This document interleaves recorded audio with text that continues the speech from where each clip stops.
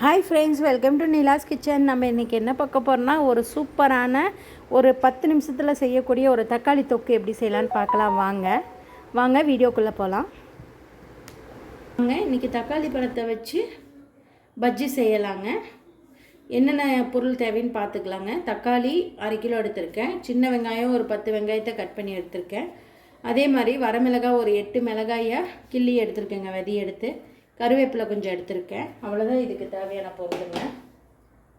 Oil ஒரு 3 table spoon அளவு நான் ஊற்றிக்கிறேங்க.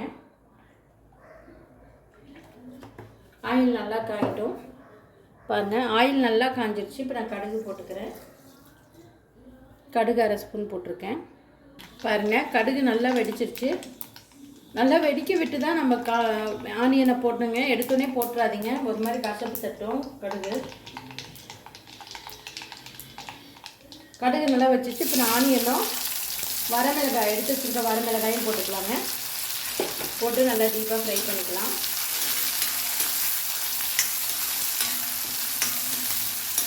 இது நல்லா டீப்பாக ஃப்ரை ஆகுதுங்க.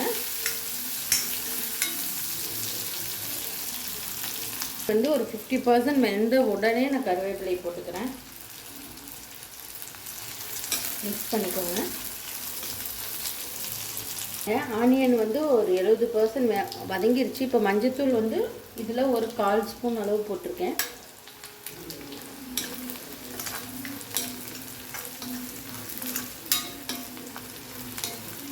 இப்போ நம்ம எடுத்து வச்சுருக்க தக்காளியை போட்டுக்கலாம்.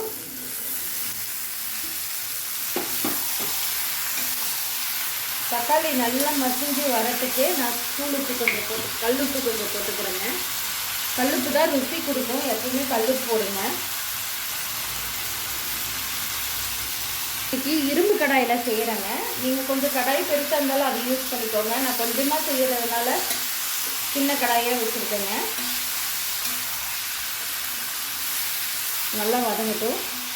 கொஞ்சம் பெருசாக எடுத்துருக்கேங்க தோல். அப்போ தான் தோல் நல்லா உறிஞ்சி வந்துடும். கிரேவி பக்குவத்துக்கு நல்லா வருங்க. அதுக்காக இது நல்லா வதங்கட்டுங்க.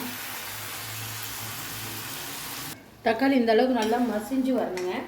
சும்மா இப்படி இது நல்லா வெந்ததுக்கப்புறம் இப்படி அமுத்திட்டாவே நல்லா மசிஞ்சிருங்க. இப்படி அமுத்திட்டாலும் பாருங்கள் நல்லா மசிஞ்சிருச்சு. இது நல்லா சுண்டி வரணும். எனக்கு உப்பு கொஞ்சம் டேஸ்ட் பார்த்தேங்க, பத்தலை. அதனால கொஞ்சமாக உப்பு ஆட் பண்ணிக்கிறேன். நீங்கள் டேஸ்ட் பார்த்துட்டு வேணுன்னா உப்பு ஆட் பண்ணிக்கோங்க.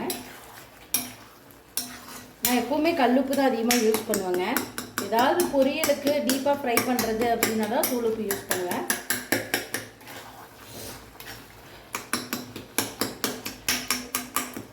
இந்த அளவுக்கு நல்லா பஜ்ஜி பதத்துக்கு வரணுங்க. இந்த அளவுக்கு நல்லா டீப்பாக ஃப்ரை ஆகணும். இன்னும் கொஞ்சம் அந்த தண்ணியெலாம் வற்றி வரணுங்க நமக்கு. பாருங்கள், இது இந்த அளவுக்கு நல்லா டீப்பாக ஃப்ரை ஆகணும். இன்னும் கொஞ்சம் கூட சுண்டணுங்க. கலர் சேஞ்ச் ஆகும். ஒரு ரெட்டிஷ் கலரில் வருங்க தொக்கு.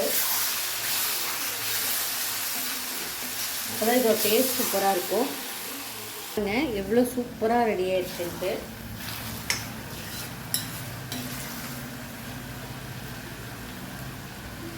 இன்னொரு 2 நிமிஷங்க.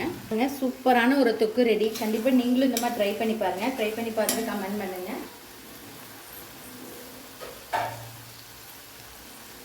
இந்த வீடியோ பிடிச்சிருந்தா லைக் பண்ணுங்கள், ஷேர் பண்ணுங்கள், மறக்காமல் சப்ஸ்கிரைப் பண்ணுங்கள். தேங்க்யூ ஸோ மச் ஃபார் வாட்சிங். பாருங்கள், சூப்பரான ஒரு தொக்கு ரெடி.